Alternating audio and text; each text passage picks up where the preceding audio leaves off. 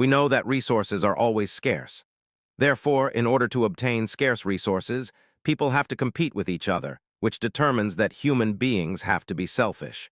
The most extreme manifestation of competing for resources is war. But in addition to competition, humanity also has to cooperate. In the process of competing for resources, cooperation can greatly increase competitive advantage, so anyone who wants to survive has to cooperate with others. Cooperation means that individuals have to share resources with others. However, human selfishness determines that human beings cannot achieve voluntary cooperation. Humanity has to need a powerful institution to coordinate. This institution serves two main purposes. First, when people or groups compete for the same resource, the institution has to adjudicate disputes to avoid competition getting out of control. Having the power to adjudicate means that the institution has the power to allocate resources. Second, the institution has to promote cooperation, even force everyone to cooperate at critical times. For example, when a foreign enemy invades, the institution must be able to force people to enlist in the army in order to protect the homeland. We all know that this institution is the government. Since we have to need a government, what kind of government do we want? For thousands of years, the leaders of all governments have claimed that the goal of government is to make life good for all. Regardless of whether the person who shouts this slogan is sincere or not, at least it shows that this slogan is everyone's wish. Making life good for all means that the government must maximize the overall utility. To maximize the overall utility, the government must allocate resources to an optimal state. How can the government allocate resources to an optimal state? Theoretically, it is simple: allocate resources based on the individual's ability.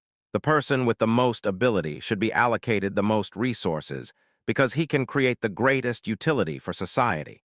And the person with the least ability should be allocated the least resources. Since it is based on ability, what humans should do is to design a system that can test the ability of individuals. Then the government will allocate resources based on the individual's ability.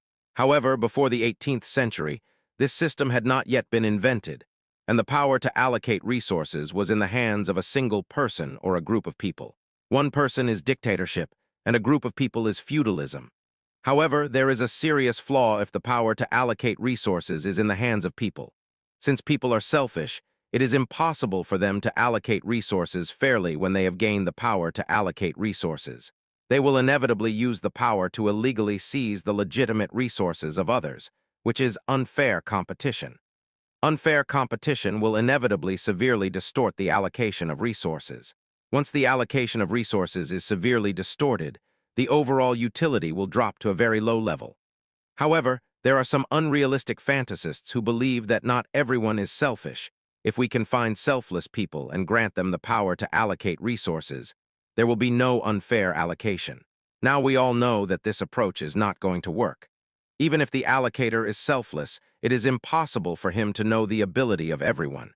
If he can't know everyone's ability, he won't be able to allocate resources based on people's ability. Eventually, there will be a lot of mismatches and serious mismatches.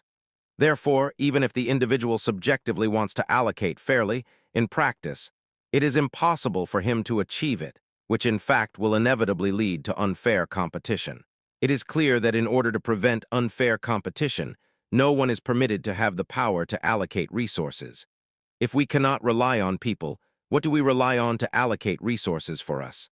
In the 18th century, mankind invented a system, that is democracy. In a democracy, the government legislates to prohibit anyone from having the power to allocate resources. This way it ensures that everyone is equal. Fair competition can only be achieved under the premise of equality. Fair competition means that everyone can only compete for resources by their own ability rather than power. Here we can see a significant advantage of democracy. As long as no one has the power to allocate resources, resources can be automatically allocated based on ability. Since it's an automatic allocation, we no longer need to rely on anyone to allocate resources for us. However, equality cannot completely eliminate unfair competition. There are still some disadvantages that can lead to unfair competition. One of these disadvantages is monopoly. Another disadvantage is education. We know that education can greatly improve a person's ability.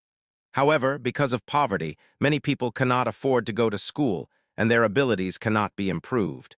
Therefore, in order to promote a greater degree of fair competition, the government must take measures to minimize various disadvantages, such as preventing monopolies or giving as many people as possible access to education. In terms of preventing unfair competition, the government legislates to prohibit anyone from having the power to allocate resources. So, in terms of promoting cooperation, can the government also legislate to force everyone to cooperate? No, it has to respect the will of individuals. We know that promoting cooperation is just as important as preventing unfair competition.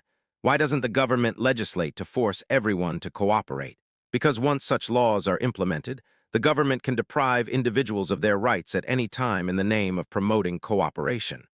It can take away anyone's wealth, and it can even take anyone's life. Such laws are bound to cause panic among everyone, and the country will inevitably collapse very quickly.